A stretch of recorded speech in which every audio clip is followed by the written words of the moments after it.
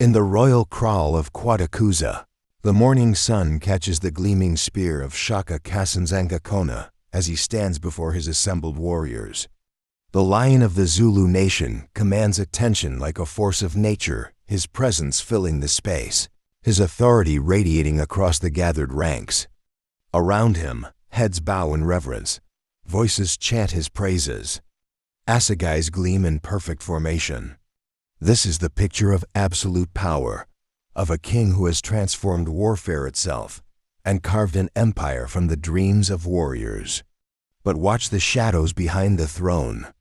In those quiet spaces where the sunlight doesn't reach, different calculations unfold. Whispered conversations carry meanings that never touch the king's ears. Eyes measure not just enemies, but opportunities. Because while Shaka basks in the worship of his people, those closest to him see something else entirely. They witness the man behind the legend, the grief-stricken ruler, the paranoid king, the brother whose power has grown so absolute that it threatens everything, including itself. The tragedy of ultimate authority is its isolation. The stronger the king becomes, the more dangerous it becomes to speak truth to him. The more feared he grows, the more his inner circle learns to smile while planning his destruction. In this moment of apparent triumph, Shaka Zulu stands at the peak of his power and at the edge of an abyss dug by the very hands that applaud his greatness. The shadows are gathering, and they wear familiar faces. To witness this betrayal's magnitude, you must first understand what Shaka had built an empire that redefined the very concept of African military power. By 1828, the Zulu kingdom stretches across vast territories, its influence felt from the Drakensberg Mountains to the Indian Ocean. Shaka's military innovations have transformed not just his own forces, but warfare across southern Africa. The short-stabbing assegai replaces traditional throwing spears. The bullhorn formation encircles enemies in embraces of death. Warriors don't just fight, they become extensions of his strategic genius. The royal capital bustles with activity that speaks to unprecedented prosperity. Cattle herds number in the hundreds of thousands. Trade networks stretch across the continent. Tribute flows from dozens of subordinate chiefs who bow to Zulu supremacy. But beneath this magnificent surface, cracks spread like spider webs through stone. The king's grief for his mother Nandi has transformed into something darker, a mourning that becomes a weapon against his own people. Crops cannot be planted. Milk cannot be consumed. Pregnant women face execution. The policies that once built strength now breed resentment. Shaka's court becomes a place where speaking truth means death. His paranoia grows with each passing day, feeding on the isolation that absolute power creates. Chiefs who once counseled him honestly now tell him only what they think he wants to hear. The military machine that once operated with perfect precision begins showing signs of strain. Warriors whisper doubts about orders that seem designed more to satisfy royal grief than serve strategic purposes. The discipline that built an empire starts fraying under the weight of arbitrary cruelty. The kingdom stands at its zenith and at the edge of collapse. In the royal household, three figures move through corridors of power with the easy familiarity of blood relations and the calculating eyes of potential successors. Prince Dinjan Kasenzangakona stands as Shaka's half-brother and most trusted family advisor. Tall, intelligent, and politically astute, he has served loyally through Shaka's rise to power. His counsel carries weight because it comes wrapped in familial bonds that seem to place him above suspicion of disloyalty. But Dingan's mind works constantly, measuring the kingdom's current trajectory against its long-term survival. He sees what others dare not voice. Shaka's grief-induced policies threaten to destroy everything the Zulu nation has built. The brother's loyalty wars with his recognition that the king may be leading the kingdom toward catastrophe. Prince Mailanjana, another half-brother, possesses less political sophistication but shares Dinjan's growing concerns. His simpler nature makes him valuable as a co-conspirator, someone whose motivations appear less complex and therefore less threatening to potential allies. Most dangerous of all is Mbofa Kankamez, Shaka's personal attendant, whose position grants him unprecedented access to royal routines and vulnerabilities. Unlike the princes, Mbofa carries no blood claim to the throne, but his intimate knowledge of palace operations makes him indispensable to any conspiracy. These three men share a terrible recognition. Shaka has become a threat to his own kingdom. The king whose vision built an empire now pursues policies that could destroy it. Someone must act, but acting against the most feared warrior in Africa requires not just courage, but perfect coordination. The conspiracy grows slowly, nurtured in whispered conversations and meaningful glances. Each participant brings essential capabilities: royal legitimacy, political connections, and operational knowledge. The transformation from loyalty to conspiracy doesn't happen overnight.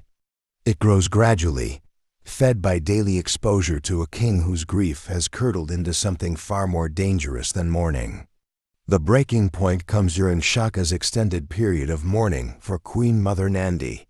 What begins as understandable sorrow evolves into kingdom-threatening madness. The king declares that rain will not fall until his grief is properly expressed by all his people. Dingen watches in growing horror as Shaka's policies systematically undermine Zulu prosperity. The prohibition on planting crops threatens mass starvation. The ban on consuming milk weakens warriors precisely when the kingdom faces external pressures. The arbitrary executions destroy the trust between ruler and ruled. In whispered conversations during the dark hours before dawn, the conspiracy takes shape. Dingen provides the political justification. Someone must save the kingdom from its ruler's destructive grief. Mailanjina offers additional royal blood to legitimize regicide. Mbofa contributes the operational intelligence that makes assassination possible. The moral calculus haunts all three conspirators. They are not ambitious outsiders seeking to seize power illegitimately. They are family members and trusted servants who see no alternative to violence. Their loyalty to the kingdom requires betraying the king. Each participant wrestles with the magnitude of what they plan. Shaka is not just their ruler, he is brother, employer, the architect of everything they value about Zulu identity. Yet his policies threaten to destroy that identity through starvation, arbitrary violence, and the erosion of traditional values. The conspiracy grows stronger as external validation arrives from other chiefs and military leaders who share their concerns, but lack their access to act decisively. September 22, 1828. The date burns itself into African history like a brand seared into flesh. The plan unfolds with deadly precision, born from intimate knowledge of royal routines. Mbofa ensures that Shaka will be in the royal kraal at the appointed time, relaxed and surrounded by family rather than guards. The king's schedule becomes his death warrant. As afternoon shadows lengthen across the courtyard, the conspirators take their positions. To any observer, it appears routine brothers gathering to discuss kingdom business with their half-brother, attended by his trusted servant. Shaka notices nothing unusual. Why should he? These are his family members, his most trusted confidant, his own royal compound. The king, who suspects enemies everywhere, has been trained by years of routine to trust this particular configuration of people and place. The attack comes suddenly, without warning or ceremony. Dingen strikes first, his assegai finding its mark in the king's back, the ultimate dishonor for a warrior who had never retreated from any battlefield. Mailanjina delivers the second blow. The third comes from hands that had served the king faithfully for years. "Are you stabbing me, kings of the earth?" Shaka gasps, his voice carrying recognition, shock, and prophecy. "You will come to an end through killing one another." The words hang in the air like a curse, as the greatest military mind Africa had ever produced collapses in the dust of his own courtyard. The king who had seemed immortal lies dead, killed not by enemy spears or foreign bullets, but by the weapons of his own blood. In those final moments, the invincible warrior becomes simply a man betrayed by those he trusted most completely. The immediate aftermath of Shaka's assassination sends shockwaves through every level of Zulu society, from the royal kraal to the most distant villages. Warriors who had followed Shaka through countless victories stand paralyzed by the impossibility of what they witness. The lion of the Zulu nation, the king who had transformed them from scattered clans into a continental power, lies dead, murdered by his own half-brothers. Dingaan moves swiftly to consolidate control, but his authority bears the permanent stain of fratricide. He may be of royal blood, but he is also the conspirator who turned family loyalty into an instrument of regicide. The legitimacy he claims comes wrapped in the moral ambiguity of assassination. The broader kingdom erupts in barely contained chaos. Some chiefs openly celebrate the tyrant's death, seeing liberation from policies that threaten their people's survival. Others mourn the loss of effective leadership, recognizing that Shaka's harsh methods had protected Zulu independence from growing colonial pressures. Military commanders face impossible choices. Do they serve the new king who gained power through murder, or do they resist the authority that killed their greatest leader? Regiment loyalty fractures along lines of personal judgment about the assassination's legitimacy. Most devastating of all is the psychological impact on Zulu identity. The nation had defined itself through Shaka's vision and leadership. With him gone, fundamental questions arise.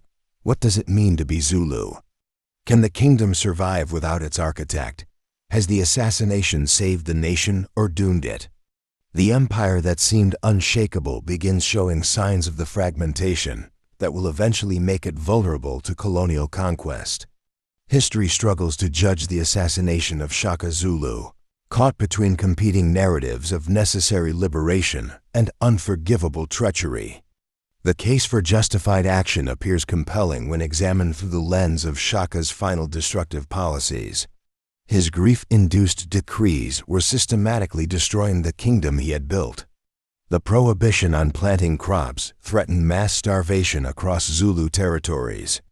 The arbitrary executions were undermining the social fabric that held the nation together. Dingaan and his co-conspirators could argue that they acted to save the kingdom from its ruler's madness. The king who had once protected his people had become their greatest threat. Someone with access and authority needed to act decisively before the kingdom collapsed under the weight of royal grief. The moral complexity deepens when we consider the alternatives. Direct confrontation with Shaka would have meant certain death for the conspirators and their families. Open rebellion would have triggered civil war that could have torn the kingdom apart. Assassination, however morally troubling, offered the cleanest path to necessary change. But the evidence for treachery cuts just as deep. Shaka's policies, however harsh, might have been temporary responses to his mother's death. The king, who had shown remarkable strategic wisdom throughout his reign, might have eventually recognized his mistakes and corrected course. More damning still is the method. The assassination violated sacred bonds of family loyalty that formed the foundation of Zulu society. Brothers killing brothers, trusted servants betraying masters. These actions shattered social contracts that held the kingdom together. Perhaps most telling are the consequences. The kingdom that the conspirators claimed to save began its decline immediately after Shaka's death, eventually falling to the very colonial forces that his harsh policies might have deterred. Shaka's dying words, "You will come to an end through killing one another," proved to be more than the ravings of a mortally wounded king. They were prophecy, curse, and warning rolled into a single chilling prediction. History vindicated his final wisdom.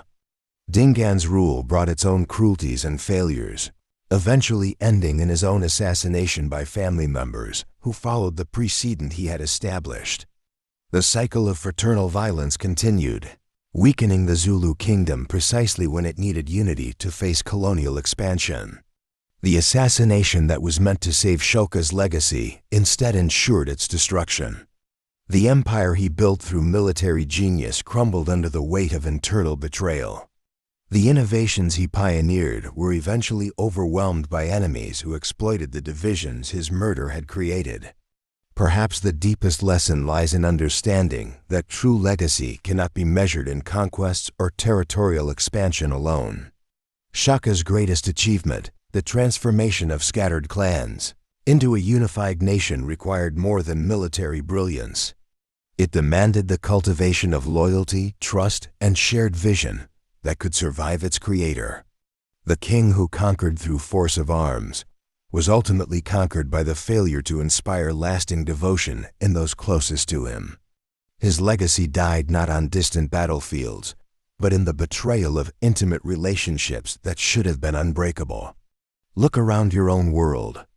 Where do you see similar patterns of power corrupting relationships? Which leaders today inspire loyalty that might outlast their personal authority?